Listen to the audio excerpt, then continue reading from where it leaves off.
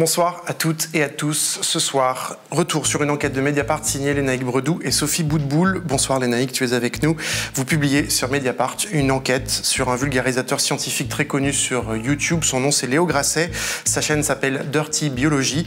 Plusieurs femmes vidéastes que vous avez rencontrées, Lénaïque avec Sophie, affirment avoir subi des violences psychologiques ou sexuelles et avoir constaté de sa part un comportement jugé problématique avec les femmes. Nous écouterons leurs témoignages.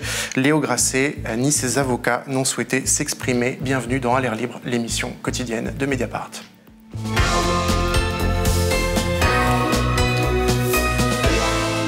L'émission que vous allez regarder traite des violences sexuelles. Son écoute peut être particulièrement difficile. Les récits que nous avons décidé de diffuser sont ceux de plusieurs femmes qui accusent le youtubeur Léo Grasset de violences sexuelles et psychologiques. Mediapart estime qu'ils sont d'intérêt public. Questionné sur ces récits, Léo Grasset n'a pas donné suite à notre demande d'entretien dans des conditions similaires à celles proposées à ces femmes. Ses avocats nous font savoir qu'il ne répondra pas aux sollicitations de la presse et qu'il se tient à disposition de l'autorité judiciaire dans l'hypothèse où celle-ci était saisie de ces allégations. Il a 32 ans et c'est une star de YouTube. Léo Grasset a créé en 2014 la chaîne Dirty Biology spécialisée dans la vulgarisation scientifique. Son compte YouTube affiche plus de 1 300 000 abonnés. Il est aussi auteur. Il a créé la web-série Vortex, coproduite notamment par Arte. Lénaïque, comme vous le révélez sur Mediapart avec Sophie Boutboul, plusieurs femmes que vous avez rencontrées durant une longue enquête l'accusent de violences sexuelles, psychologiques et de comportements problématiques avec les femmes. La plupart sont elles-mêmes vidéastes. Oui, en fait, pendant plusieurs mois, Mediapart a recueilli le récit de 8 femmes au total qui mettent en cause Léo Grasset à des degrés extrêmement divers, dans des cadres différents, des relations intimes ou dans le cadre professionnel. Parmi ces récits que nous avons recueillis avec Sophie Boutboul, il y a celui de Lisa, qui est elle aussi youtubeuse, une youtubeuse à succès, et qui a choisi de rester anonyme. Elle raconte ce qu'elle qualifie de viol. Il aurait eu lieu en 2016. Nous allons entendre son témoignage, mais nous avons aussi enquêté bien au-delà sur l'histoire de Lisa elle-même, mais aussi sur d'autres situations. Nous avons notamment recueilli le récit de 6 femmes qui évoquent auprès de Mediapart ce qu'elles qualifient de violences psychologiques, de comportements toxiques dans le cadre d'une relation intime ou conjugale, des relations qui ont pu durer plusieurs années ou plusieurs mois selon les cas. Et une dernière rapporte des injures à caractère sexiste au travail lors d'un tournage du Vortex justement.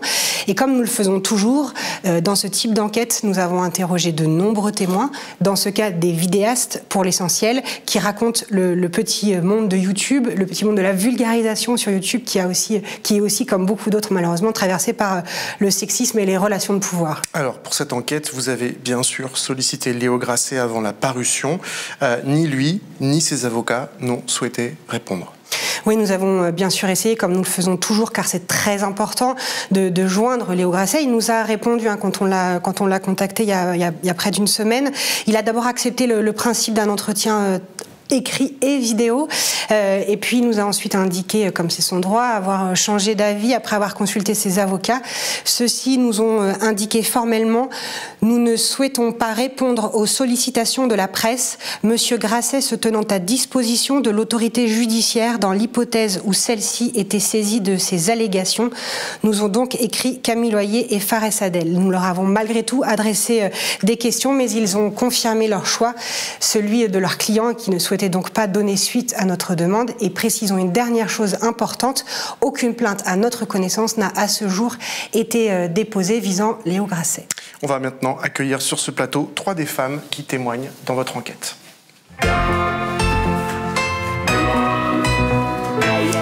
Et voilà qui s'installe sur le plateau. Bonjour Manon Bril, vous êtes docteur en histoire, vous animez sur YouTube la chaîne de vulgarisation C'est une autre histoire. Voilà, on voit cette chaîne s'afficher. Clotilde Chamussi, bonjour. Bonjour. Vous êtes archéologue de formation et vous produisez Passé sauvage. C'est une chaîne de vulgarisation autour de l'archéologie, de l'anthropologie et de l'histoire. Marine Perrin, bonjour. Bonjour. Vous êtes très active, vous, sur YouTube, mais aussi sur Twitch. Et vous êtes plus connue sur le nom de Marinette. À toutes les 3, vous êtes là en tant que témoin et aussi parce que vous décrivez dans cette enquête avoir vécu une forme d'emprise, voire de violence psychologique de la part de Léo Grasset, selon des contextes divers. Avant de vous entendre, on va partir, si vous voulez bien, du point de départ de cette enquête, et qui explique votre présence aussi ce soir. C'est le témoignage d'une femme qui s'appelle Lisa. Alors Lisa, c'est une vidéaste connue sur YouTube. Elle souhaite conserver l'anonymat. Lisa a rencontré Léo Grasset pour la première fois en 2014. À l'époque, elle a à peine 18 ans, elle lance sa chaîne YouTube. Et puis, selon son récit, elle va le revoir en 2016. Leur relation, à ce moment-là, évolue. On a commencé à entretenir une relation à nouveau, plus continue, où on alternait entre on se voit, on passe des super moments ensemble, et on se voit pas, et j'ai plus de nouvelles du tout. Quand on n'était que tous les deux dans la sphère intime, dans le cadre privé, il était tout mielleux. Il me disait en fait toutes les choses que j'avais besoin d'entendre pour être rassuré et pour rester et pour continuer.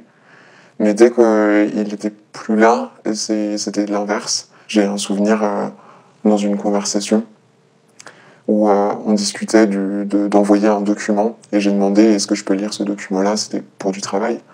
Et il m'avait répondu donc devant tout le monde cette phrase de je sais pas si je peux te l'envoyer parce que y a pas d'image, tu saurais pas le lire. C'était que des humiliations, et puis toujours sur le ton de la blague, donc hyper difficile à appréhender. J'étais jeune, j'avais 18 ans, je ne savais pas comment me positionner, je ne savais pas quoi faire, je ne savais pas comment réagir, et j'étais amoureuse de lui. Donc tous ces chauds-froids, tous ces hauts et tous ces bas, j'étais sous tension et j'étais sous emprise, mais vraiment à fond. Et je commençais à en souffrir. À la fin de juillet 2016, elle et Léo Grasset doivent se retrouver à Paris. D'après des éléments recueillis par Mediapart, il arrive chez elle tard dans la soirée. On avait prévu de se voir la veille de son départ en avion en Islande. Et moi, ça comptait beaucoup pour moi, cette rencontre, parce que c'était un peu la dernière fois que j'allais le voir avant qu'il s'en aille. Et il s'est pointé à 1h et quelques du matin. Il était complètement alcoolisé. J'ai ouvert la porte et il puait l'alcool. Et j'étais en colère, parce que c'était une soirée qui comptait pour moi. Et je me sentais pas respectée, je me sentais même presque prise pour une conne. Hein. Mais très vite, il m'a dit viens faire un câlin, viens faire un câlin. Et là, je lui ai dit je suis pas du tout dans ce mood-là, j'ai pas envie de ça là. J'ai pas envie, je suis en colère. Et il insistait viens faire un câlin, viens faire un câlin. Il était allongé sur le lit, il avait les bras ouverts, et il faisait que de me dire viens faire un câlin. Et j'ai fini par céder. Il s'est mis sur moi, et on a commencé à avoir des rapports sexuels. Et ensuite, à un moment donné, j'ai réalisé en fait que c'était pas du tout ce que je voulais, et que là, il était en train de me faire un truc dont j'avais pas envie, et j'ai essayé juste de j'ai rien dit, j'ai juste essayé de me décaler, en fait. Et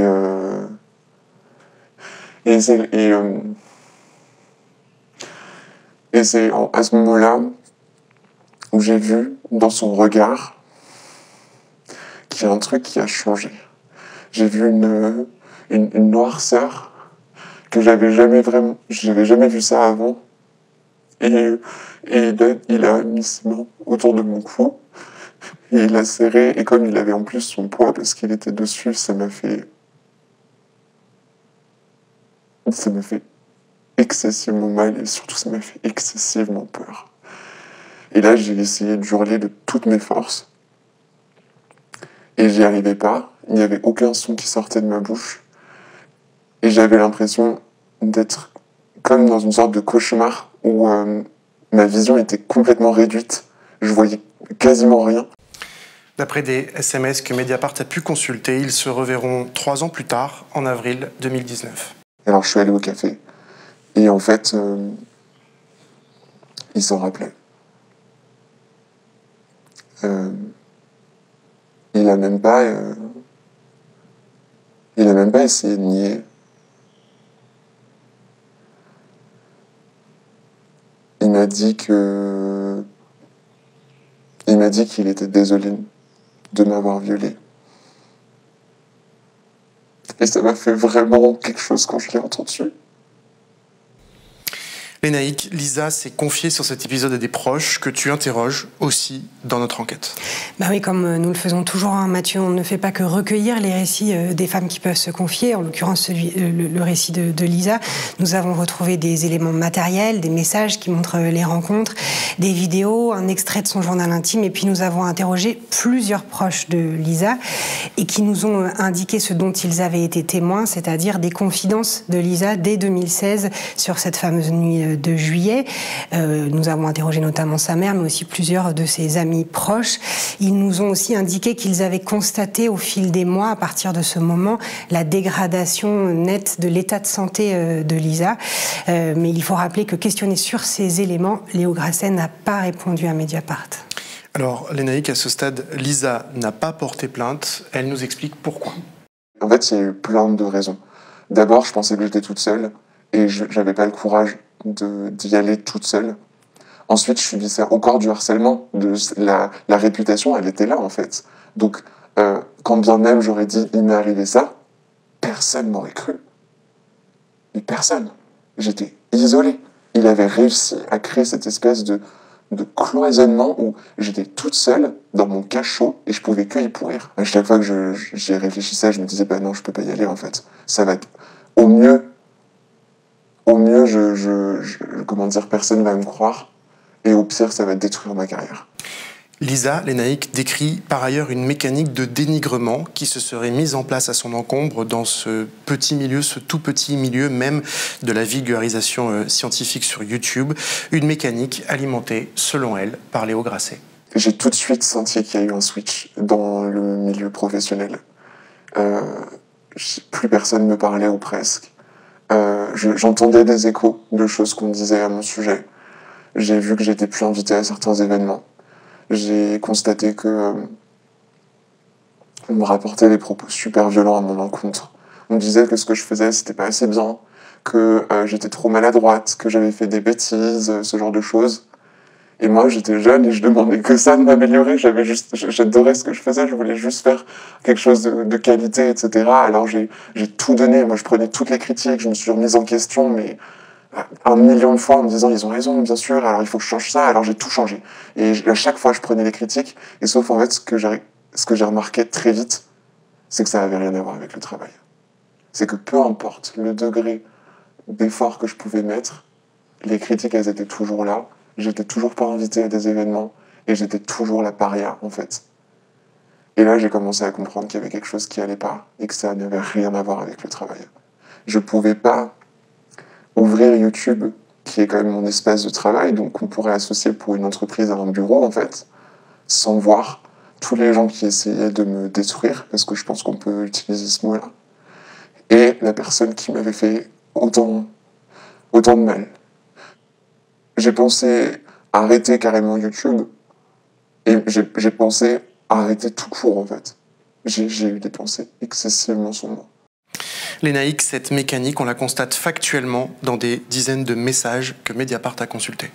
Oui, Mathieu, on a pu lire de très nombreux messages échangés par Léo Grasset avec d'autres vidéastes, soit en bilatéral, soit dans le cadre de forums ou de groupes de discussion, peu importe le nom qu'ils ont pu avoir au fil des années que les vidéastes partageaient en fait sur YouTube. On y lit de très nombreuses remarques dégradantes sur Lisa, mêlant à la fois des reproches sur sa personne ou sur son travail. Dans tous les cas, c'est évident à la lecture, ces remarques contribuent à la dénigrer et à la présenter comme quelqu'un de peu fiable. Dans ces messages, on voit que Léo Grasset y prend une part active et que d'autres collègues de YouTube y participaient aussi grandement. Et il s'agit d'un dénigrement répété qui dure pendant plusieurs années. Manon Bril, merci d'être avec nous ce soir. Vous étiez à l'époque très proche de Léo Grasset et ce dénigrement, vous racontez vous-même y avoir contribué. Expliquez-nous. Oui, tout à fait, c'est ce que j'allais dire. Je peux en témoigner directement puisque j'ai été très très active là-dedans. Donc en gros, je vais essayer de faire l'histoire courte, mais nous, notre relation avec Léo Grasset a commencé début 2016, donc il y a chevauchement avec Lisa. Et en plus, j'ai su ensuite qu'il y avait eu chevauchement et qu'ils avaient simplement couché ensemble. C'était la version que j'avais, bien sûr. Ce soir-là, que c'était une erreur, nanana. Donc il m'a raconté ça, mais en m'en parlant pas. Enfin bref, c'est atroce en fait plus tard de se rendre compte ce qu'est la scène en vérité. Et donc du coup, assez vite, il y a eu...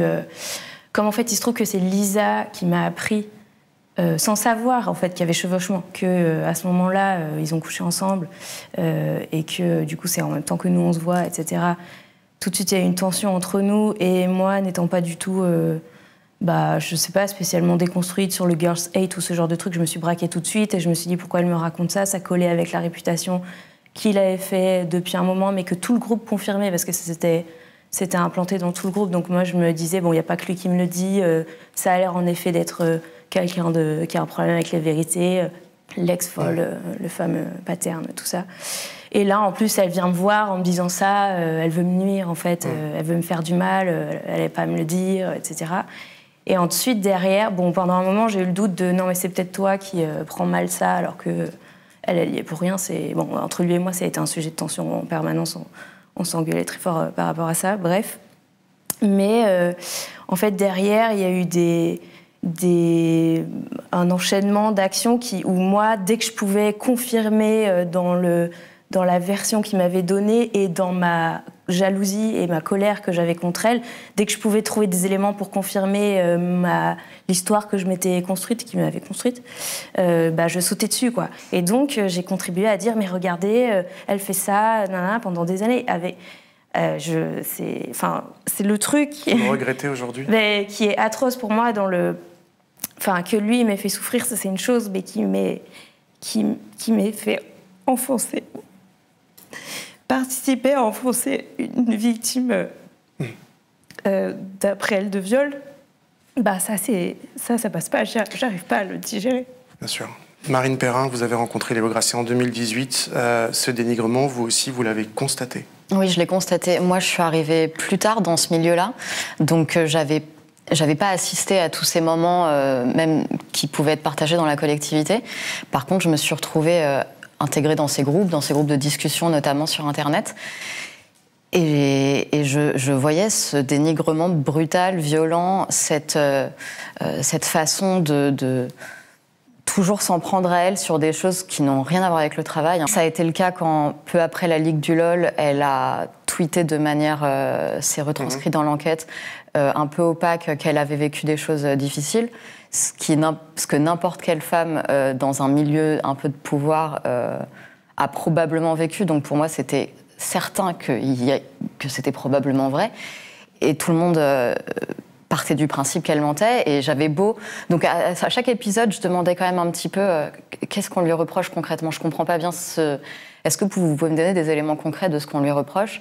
Et j'en ai eu très peu. Il y a une personne qui m'a un petit peu expliqué, une personne qui avait déjà pris un peu de recul sur la situation et qui me disait qu'il y avait un problème dans cette façon de faire. Mais sinon, on me disait des choses horribles comme tu ne peux pas comprendre, reste loin d'elle, c'est la pire personne. Une mise à distance générale qui était organisée autour d'elle. Il y a un moment qui est charnière pour vous et d'autres femmes par ailleurs, c'est le premier confinement au printemps 2020. Lisa nous en a parlé. Je crois que je peux sincèrement dire que ma vie a basculé en 2020 quand j'ai parlé avec les autres filles. Mais vraiment, ça a été un cataclysme, et je pense pour nous toutes. Et ça a créé une énergie absolument incroyable de sororité. Je pense que c'était objectivement, dans ce malheur, un des plus beaux moments de ces 10 dernières années pour moi. Donc à ce moment-là, c'est un moment où Lisa se sent entendue par vous, d'une certaine façon, collectivement. À ce moment-là, vous vous rendez compte de quoi très précisément? Je ne sais pas qui veut prendre la parole en premier. J'y vais peut-être, non? Vas-y. En fait, je commençais à être très proche de Manon. J'avais eu une relation avec lui que j'avais gardée très secrète dans le milieu parce que... instinct de survie, je pense. Donc personne n'était au courant. Mais je commençais à me rapprocher énormément de Manon et je voyais qu'elle souffrait de cette relation et elle en parlait aussi très peu. Donc dans ma tête, ça s'était arrêté pour elle quelques années auparavant, mais je sentais qu'il y avait des choses que je ne savais pas. Et je voulais lui dire depuis des mois qu'on avait eu une relation aussi avec lui, mais Manon avait traversé des choses tellement dures que c'était jamais le moment. Et en fait, au confinement 2020, on se parle et elle m'explique qu'il revient lui parler. Et c'est la première fois, en fait, parce qu'en gros, moi, dans cette relation, il y a eu une première phase où on s'affichait beaucoup ensemble pendant 1 an et demi, 2 ans, à tel point que les gens pensaient qu'on était ensemble, même si j'ai jamais eu le statut de copine. Et ensuite, il m'a dit une première fois, on arrête, mais en fait, il est resté dans les parages en permanence. Et comme moi, à chaque fois, je disais, ah bah finalement, on a recouché ensemble, on s'est revus, il m'a dit ça, parce qu'évidemment, j'étais très amoureuse. Les gens me disaient, non mais arrête, nanana. Donc bref, j'ai commencé à avoir honte. Donc j'ai commencé à plus en parler dans le milieu, qu'on se voyait et tout. Donc ça a mis beaucoup de temps. Et en fait, là, pendant le confinement, moi, ça correspond à une période où j'avais coupé les ponts avec lui depuis un moment, juste. On a eu un peu d'interaction, un tout petit peu avant le confinement, il m'a écrit, mais enfin bref. Et pendant le confinement, il me recontacte et puis j'essaye de tenir tête. Mais c'est la première fois que j'en parle à quelqu'un en même temps que ça arrive. Pour bien comprendre, qu'est-ce que vous comprenez à ce moment-là, les unes et les autres? C'est surtout qu'elle me dit qu'il la recontacte et moi je me dis c'est plus possible, il faut maintenant que je lui dise tout parce que sinon elle va ressombrer.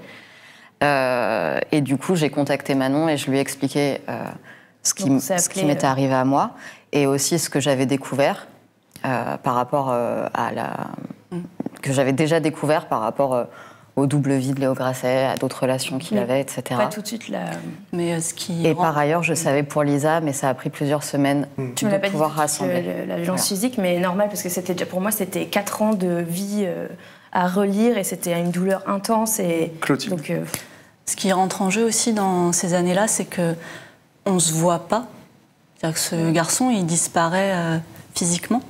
Et moi, je me souviens vraiment d'avoir recommencé à réfléchir, à avoir de nouveau toutes les capacités cognitives et vraiment avoir un flash après un appel avec Manon, dire mais cette personne, Lisa, je l'ai quasiment jamais rencontrée.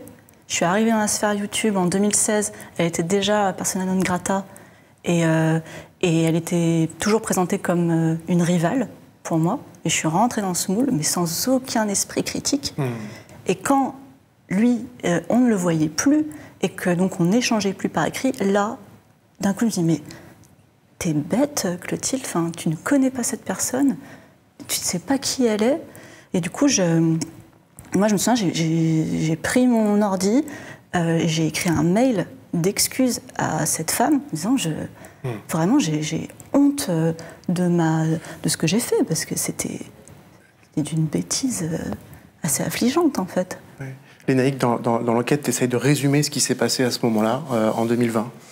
Oui, en fait, effectivement, elles se retrouvent, elles se parlent, elles arrivent à échanger, elles reconstituent, en fait, elles revisitent les années précédentes et elles découvrent, voilà, parfois qu'elles ne sont pas toutes seules, parce que parfois, prises individuellement, elles pensaient qu'elles avaient, voilà, qu'elles étaient seules à vivre des relations difficiles et aussi à mettre des mots, parce que c'est pas toujours très simple. Il s'agit, là, je mets de côté le témoignage de Lisa, mais dans 6 femmes dont on a pu recueillir le récit font état de ce qu'on appelle des violences psychologiques dans le cadre du couple, du moins d'une relation intime, un comportement parfois qualifié de toxique, qui sont des choses qui, prises l'une séparément des autres, peut paraître parfois un peu insignifiante ou banale, voilà, des chauds-froids incessants, quelqu'un qui est très très présent puis qui tout d'un coup disparaît, qui dit j'arrive et puis en fait qui vient jamais, qui pose des lapins, qui a l'air très investi dans une relation tout en mettant toujours un pas de recul ensuite, en disant non mais en fait on n'est pas vraiment ensemble, etc., etc. Qui sont des choses qui, on l'a pu le constater par notre enquête, par les personnes qu'on a rencontrées puis les témoins, qui ont conduit, qui sont des attitudes qui sont pas seulement désagréables, mais qui un comportement répété sur plusieurs personnes pendant longtemps, qui ont eu des conséquences avec des dommages physiques et psychiques dans leur vie personnelle et professionnelle. Et c'est une thématique dont on parle assez peu encore aujourd'hui, mais qui est vraiment quelque chose dont on a pu mesurer voilà, la difficulté quand on a échangé avec ces nombreuses personnes dans cette enquête. Et rappelons qu'on n'a pas pu discuter de ça, Mediapart n'a pas pu discuter de ça avec Léo Grasset, puisqu'évidemment, il n'a pas souhaité répondre à nos questions, ni ses avocats. Par exemple, vous, Manon Bril, vous décrivez un peu la relation que vous avez eue avec Léo Grasset. Vous dites que c'est des mots très forts, que vous avez été kidnappée émotionnellement par lui. Qu'est-ce que ça veut dire ? En fait, bon, moi, si je prends la parole, c'est pour en effet sensibiliser à cette question de l'emprise qui est... On en parle de plus en plus, il y a des choses qui sortent, mais vraiment, c'est quelque chose à prendre au sérieux, c'est très grave. C'est un peu comme quand on est aspiré dans une secte ou un truc comme ça, en gros, c'est le même mécanisme, je pense. Donc il y a cette chose d'être submerger donc le love bombing d'amour. Un déferlement d'amour qui vous est envoyé, c'est ça, par l'intéressé. De penser avoir une connexion très particulière, qu'on a un truc très spécial et tout, alors qu'évidemment tout le monde en fait a décrit ça. Et en fait, régulièrement, hop, tout est retiré, tout disparaît, puis on en remet une petite couche, puis dès que j'essayais de m'extirper du truc, il revenait à la charge. Dès qu'il y avait quelques temps sans se voir et tout, c'est une relation discontinue, du coup, avec des silences où moi, j'essayais de lutter. J'étais complètement perdue entre le « Ah non, mais en fait, ah oui, d'accord, c'est lui qui est perdu, ok, je comprends ce qu'il m'explique, parce qu'il y a toujours des excuses à pourquoi ça s'est passé comme ça, etc. » Et en fait, après, je me fais bananer, je fais « Mais c'est vraiment trop conne, tu le sais. » Et ça, c'est des boucles. Et en fait, j'ai eu l'impression d'être en rupture pendant au moins 2 ans en permanence. Avec ce gros chagrin d'amour qu'on connaît quand on vient de se faire quitter mais qui normalement s'en va au bout d'un moment, et ça m'a affaiblie émotionnellement. J'étais en train de finir ma thèse, donc c'est un moment très éprouvant pour tout le monde. Ma mère est tombée malade, il fallait que je m'occupe d'elle, et tout ça il le savait. Et c'est ça qui me fait, en fait il le savait. On en discutait beaucoup, il me disait « Oh là là, c'est terrible, nanana ». Bref, jusqu'à ce que j'apprenne qu'il y a toutes ces autres femmes, donc en fait, il me ment et il sait qu'il me met dans cet état, mais pour autant, il m'y maintient dedans. C'est vrai, enfin vraiment, moi, quand j'ai compris ça, je me suis dit « Mais en fait, j'ai été violentée, et j'ai été kidnappée, je pensais à ça tout le temps. » Enfin vraiment, c'est de la maltraitance, en fait. Marine Perrin, dans l'enquête de Mediapart, vous décrivez une attitude problématique de Léo Grasset par rapport au consentement. Oui, tout à fait. J'ai mis beaucoup de temps, moi aussi, à mettre le mot dessus, parce qu'effectivement, j'avais par ailleurs aussi cette relation d'emprise. Ça a duré bien moins longtemps que pour Manon et que pour d'autres, mais il y avait cet aspect, c'est chaud-froid, c'est cette relation intense puis qui n'existe plus. Puis en fait, quand on revient, on s'est tellement manqué. Et puis voilà, que ça a presque éclipsé l'aspect violence sexuelle, et pourtant c'est aussi quelque chose que j'ai vécu. J'ai mis du temps à mettre le mot dessus. Quand Lisa est venue me voir, qu'elle m'a raconté son histoire, évidemment, je l'ai cru tout de suite parce que ça m'évoquait les gestes que je connaissais. Et puis c'est quelque chose qui m'a confirmé. On parlait énormément de sexe, on parlait énormément de sexualité. C'est quelque chose qui revient tout le temps. Il en parle énormément dans ses travaux. Voilà, en privé, etc. Et même par rapport à ce qu'il disait, il y avait des choses qui étaient problématiques sur le consentement. Voilà, donc moi, c'est un rapport qui avait été initié de manière consentie, mais quand j'ai voulu y mettre fin, en l'occurrence à la base, pour enlever ma coupe menstruelle parce que j'avais mes règles, je me suis rendu compte que ça serait pas possible d'y mettre fin, que c'était pas possible. Et puis alors, il y a le contexte strictement professionnel. Clotilde Chamussi, vous avez rencontré Léo Grasset, vous, en 2016. C'était l'année du lancement de votre chaîne, je crois. Une rencontre donc professionnelle dans laquelle il aurait instauré, selon vous, un climat très sexualisé. Oui, Léo Grasset, je ne l'ai jamais rencontré dans un contexte privé. Je ne suis jamais sortie avec lui. J'ai toujours été en couple avec la même personne depuis toutes ces années. Et donc à chaque fois que je l'ai rencontré, donc pour des conférences, dans des festivals ou lors de tournages, mais à chaque fois, ça variait donc entre vraiment des rivières de compliments très élogieux. La plus belle, la plus intelligente, ma youtubeuse préférée, que je le connaissais à peine, hein, ce garçon. Et toujours suivi de propositions sexuelles, c'est-à-dire... que vous ne sollicitiez pas. Ah non, pas du tout. Et puis, il faut vraiment comprendre le rythme qu'il impose. C'est toujours inattendu, c'est toujours imprévisible. C'est dans des moments... Enfin, moi, il m'a proposé, oui, de le rejoindre dans sa chambre d'hôtel. Il y avait Manon qui était juste à côté. Elle était à 1 mètre et il le chuchote. Et il y a toujours, dans le témoignage de Lisa, c'est très important, la partie ironie. Il est tout le temps en train de ricaner, de rigoler. Et donc, ça sonne faux, mais pourtant, les mots sont là. Et ça met en porte-à-faux avec... c'est très, très difficile d'être amis ensuite. Enfin, c'est très compliqué. Vous racontez un épisode aussi d'insultes sur un tournage. Oui, voilà. Ça, c'est le climax.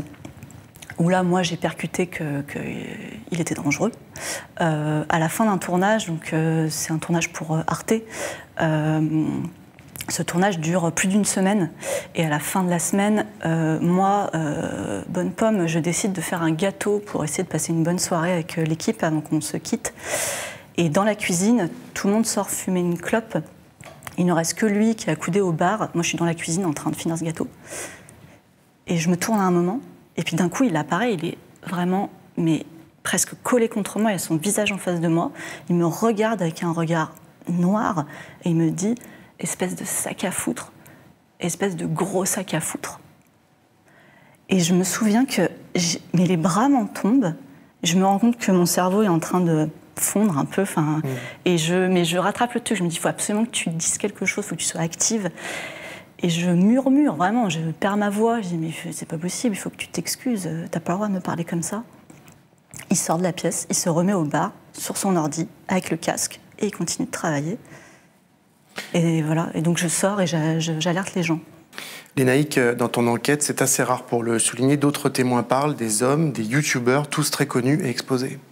Mais oui, mais en fait, notamment, par exemple, effectivement, avec Sophie Boutboul, on a recueilli les récits de plusieurs hommes qui confirment avoir reçu les confidences de Clotilde à l'époque, juste après les propos qu'elle vient d'évoquer.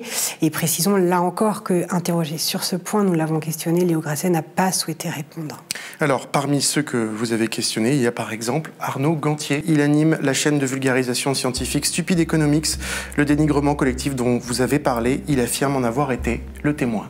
Une phrase qui m'avait choqué à l'époque, c'est elle, je la toucherai pas, même avec un bâton. Et c'est une phrase qui, à l'époque, m'avait surpris. Et puis maintenant, je vois ça un peu plus comme une tentative de dénigrement un peu permanente. Donc ça allait, c'était sur des caractéristiques physiques, mais c'était aussi sur sur sa personne, sur son travail, sur tous les aspects de Lisa, mais d'une manière trop forte et presque absurde, quoi. Enfin, ça allait trop loin, en fait. Dans un séjour qu'on a passé ensemble, où il parlait beaucoup de Lisa, et où il en parlait d'une manière très très négative, avec des propos orduriers, et d'une manière, pas agressive, mais vraiment de dénigrement qui revenait souvent, trop souvent en fait. Ces dernières années, Clotilde Chamussi et Manon Bril, vous vous êtes confiés à lui, il raconte. En 2019, Clotilde m'a parlé d'une expérience très négative avec Léo, mais sans me dire exactement ce qu'il y avait derrière. C'est vraiment plus tard, en entendant Manon qui avait aussi une expérience négative avec Léo, que je me suis rappelé de cette conversation-là. Et puis il y a une autre femme, Viviane, qui a témoigné d'insultes sur un plateau. Et donc là, tout de suite, j'ai recadré, en fait. Je me suis remémoré ce moment-là. Et pour moi, du coup, c'était un peu... ce silence, en fait, avant. J'ai compris pourquoi il était là. Il se tourne alors vers une association. J'ai contacté en 2020 l'association contre les violences faites aux femmes au travail, et donc sa fondatrice, ou en tout cas la présidente Marilyn Baldec. Ça me semblait être quelque chose d'important, donc à la fois pour moi, pour savoir comment assister de la meilleure manière, et puis en écoutant Marilyn Baldec, elle a un discours tellement clair et elle comprend tellement ces problématiques-là, que ce soit sur le harcèlement et puis sur les réactions qu'il est possible d'avoir au harcèlement, que je me suis dit que ce serait vraiment positif pour Manon Bril et pour Clotilde Chamussi de contacter Marilyn Baldec, de lui parler. Arnaud Gantier s'inquiète de la façon dont l'écosystème YouTube pourrait réagir. Ça va se passer comme ça, quand il y a quelqu'un qui est aussi qui a autant d'influence, que ce soit... je veux dire, j'ai été inspiré le premier par Léo, par son travail. Donc ça, je pense qu'il faut bien comprendre qu'il y a un choc quand on se rend compte que une personne qu'on peut admirer, qu'on peut suivre, qu'on peut apprécier autant, puisse être mise en cause de cette manière-là. Ma crainte, c'est qu'au-delà du choc, justement, ce choc se transforme en réaction très violente envers ces femmes et qu'on les entende sans les comprendre. mais il nous dit aussi pourquoi il a décidé de témoigner. Étant donné que toutes ces femmes et c'est des collègues avec qui j'ai pu collaborer, avec qui j'ai pu échanger pendant pas mal de temps, donc c'est vraiment des personnes en qui j'ai toute confiance et j'ai aucune raison de douter une seule seconde de leurs paroles. Et c'est simplement aussi le nombre. Enfin, je veux dire, c'est quand on a une amie, 2 amis, 3 amis qui parlent de la même chose, que toutes ces personnes-là, individuellement, on les croit individuellement. Et là, c'est vraiment le nombre. C'est pour ça qu'il y a une sidération. C'est comment est-ce que ça a pu prendre autant de temps, au final. Et c'est ça et je pense qu'il y a quelque chose aussi de ne pas avoir vu des signes. Si c'était à refaire, j'espère que je serais plus... que je verrai un peu plus de choses, quoi. Et c'est aussi pour ça que j'essaye de parler, c'est d'être plus attentif à ces questions-là, de voir que les affaires se ressemblent, que c'est... on a tous une part de responsabilité pour essayer de poser des questions, d'être attentif aux autres et d'accompagner les personnes, nos amis, de déceler des signaux comme ça qui pourraient mettre la puce à l'oreille et puis d'en parler, quoi. Clotilde Chamussi, peut-être une réaction à ce qu'on entend. C'est vrai que Arnaud, il m'a énormément aidée. C'est grâce à lui que j'ai appelé Marine Baldec de l'association AVFT parce que j'avais besoin, moi, de mettre des mots juridiques, des mots, comment dire, les plus justes. Et cette personne, Marine Baldec, elle m'a par exemple appris le côté cumulatif en fait des remarques sexistes qui peuvent constituer une forme de harcèlement sexuel. C'est-à-dire qu'à chaque fois que vous croisez quelqu'un et qui vous propose quelque chose de sexuel alors qu'il n'a jamais été question de rien... Ouais, dans un cadre professionnel, purement professionnel pour ce qui vous concerne. Ouais. Donc, et Arnaud, comment dire, ça prouve aussi que toutes, on travaille et on a des amis hommes. Et moi, ça m'a aussi fait percuter que j'avais pas ce problème-là avec d'autres hommes. D'ailleurs, Léna, dans ton enquête Stupide Economics, c'est pas le seul à parler. D'autres youtubeurs connus, eux aussi, qui ont été proches de Léo Grasset, livrent leurs témoignages. Ah oui, ils ont été relativement nombreux en fait à accepter de nous répondre, car ils ont souvent été témoins de certains faits, comme on l'a dit, à la fois parce qu'ils étaient proches de Léo Grasset, mais aussi de plusieurs femmes qui se sont confiées à nous, parce que on l'a dit, mais la vulgarisation sur YouTube, c'est aussi un tout petit milieu. C'est notamment le cas de Charles Villa, de Brut ou de Théo de la chaîne Balade Mentale. Certains d'entre eux ont confronté Léo Grasset, c'est ce qu'ils nous ont raconté. Il y en a un notamment qui s'appelle Romain Monté de la chaîne Linguisticae, qui notamment lui a écrit en 2020 et qui a interrogé Léo Grasset sur son comportement avec les femmes, selon des copies de messages que nous avons pu lire. Et en 2020, Léo Grasset répond « J'ai des torts, il y a un peu de slut-shaming là-dedans, effectivement, un peu de vraie merde que j'ai faite ici et là et du storytelling. » Mais à nous, rappelons-le, Léo Grasset n'a pas souhaité répondre. Alors, vous l'avez dit, on l'a redit beaucoup dans cette émission, l'univers professionnel / amical qui est le vôtre, c'est un tout petit monde, celui de la vulgarisation scientifique sur YouTube. Lénaïque, pour cette enquête, tu as donné la parole à Vincent Manilev, il témoigne. C'est un ancien journaliste qui connaît très bien l'univers de YouTube. Il a écrit en 2018 un livre de référence qui s'appelle « YouTube derrière les écrans, ces artistes, ces héros, ces escrocs ». Cette affaire, il en a entendu parler il y a longtemps. Je pense maintenant plusieurs années que j'ai commencé à entendre des éléments autour de ça parce que mine de rien, c'est une personnalité très importante du YouTube vulgarisation, comme on dit, et c'est même une figure un peu tutélaire, même. C'est un tout petit milieu en fait, et donc les choses circulent assez vite, et on a pris conscience de l'ampleur en fait de tout ce qui se passait qu'au fil des mois. Il en est persuadé, Lisa a vu sa carrière ralentie par la mauvaise réputation qui lui a été faite. C'est difficile de quantifier exactement le temps qu'elle a pu perdre en subissant un petit peu les conséquences de cette mauvaise réputation, mais on peut évidemment dire qu'elle aurait pu atteindre le million d'abonnés beaucoup plus rapidement.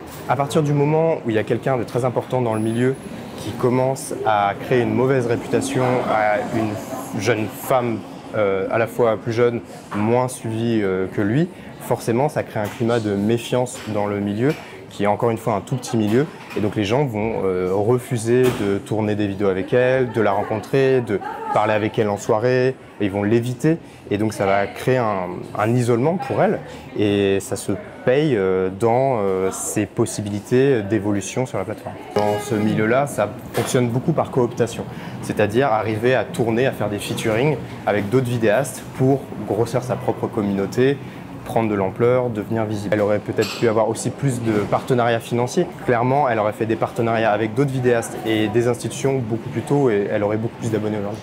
Il décrit le milieu des influenceurs de YouTube comme un microcosme traversé par le sexisme et les jeux de pouvoir. Quand on regarde le classement des youtubeurs et youtubeuses les plus suivis, il y a une immense domination des hommes. Il y a eu énormément d'entraide entre hommes au début de YouTube. Donc il y a peut-être dans certaines sphères de YouTube une ambiance un peu de boys club, etc. Surtout que c'était une célébrité nouvelle et c'était des personnes qui des fois avaient un passé de timidité, de personnes un peu renfermées sur elles-mêmes et qui tout d'un coup découvraient une célébrité, une forme de pouvoir et donc ça a entraîné malheureusement une capacité de domination, d'influence qui pouvait être néfaste. On l'a vu beaucoup avec des abonnés et notamment des abonnés et des jeunes femmes mineures. On le voit aussi au sein même du milieu des influenceurs, des youtubeurs et des youtubeuses parce que tout simplement il fallait être copain avec un tel si on voulait espérer faire un peu sa place dans le milieu. Donc ça crée des relations de pouvoir qui sont évidemment pas du tout équilibrées, qui peuvent être assez toxiques. Vincent Manilev espère que cette affaire va faire évoluer les mentalités et faciliter la parole. Sur YouTube, dès qu'il y a une affaire qui sort, que ce soit avec d'ampleur très variée, souvent on passe très vite à autre chose malheureusement. Il y a eu ce qu'on a appelé le hashtag balance ton youtubeur où un certain nombre de personnes ont témoigné. Aujourd'hui, ce qu'il en reste, c'est vraiment malheureusement pas grand chose en fait. Ce qu'on peut espérer aujourd'hui, c'est que cette histoire va aider un petit peu progressivement à parler plus de ces sujets-là et à entendre plus des jeunes victimes qui sont vraiment isolées dans ce type de situation. Marine, peut-être une réaction à ce que vient de dire Vincent Manilev? Pardon, j'étais un petit peu sonnée. Je ne sais pas si c'est une réaction directe, mais en fait, c'est les deux gars ont pointé le côté accumulation de témoignages, nombre de victimes, etc. Et je pense que c'est quelque chose sur lequel on voudrait tout revenir. Il faut savoir que ces violences psychologiques, cette manipulation, c'est quelque chose qui est plutôt bien compris en psychologie ou chez les travailleuses sociales qui se penchent là-dessus, mais pas tellement auprès du grand public. C'est assez, on ne comprend pas tellement comment on reste dans des relations comme ça, toxiques, etc. Et nous-mêmes, quand on le vit, on a une sorte de confiscation de notre capacité d'analyse, de notre libre arbitre. On adhère très souvent à l'analyse de l'autre, en fait. Et c'est difficile de se convaincre qu'on vit quelque chose de condamnable. Et le fait d'être ensemble face à ça, c'est vraiment ce qui nous sauve, je pense. Parce que on n'est pas seuls. C'est pas que nous, c'est pas que dans notre tête, c'est pas possible. On est toutes comme ça. Et je pense qu'au fond, on sait bien qu'on n'est pas seuls. Enfin, on le sait déjà qu'on n'est pas seuls. L'enquête est sortie depuis seulement quelques heures et j'ai déjà des personnes qui m'ont contactée personnellement pour rajouter leur pierre, en fait. Donc voilà, je voulais dire que cette sororité-là, cette union-là, c'est ce qu'il y a de plus précieux et que... C'est ce qui nous a sauvés, c'est ce qui m'a sauvée personnellement. Et notre porte est ouverte.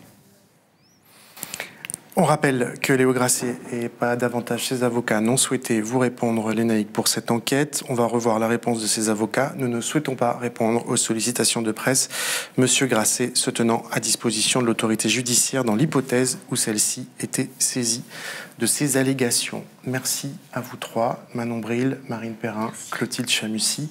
Lénaïque, on retrouve votre enquête avec Sophie Boutboul sur Mediapart. Voilà, à l'air libre, c'est fini pour aujourd'hui. C'est aussi fini pour cette saison. On se retrouve à la rentrée avec plein de nouveaux formats vidéo. On vous en dit plus très bientôt.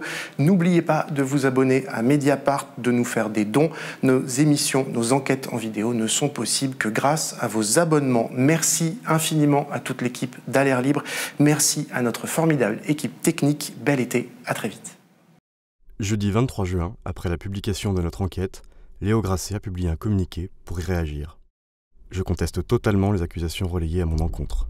J'ai toujours été attentif au respect du consentement de l'ensemble de mes partenaires.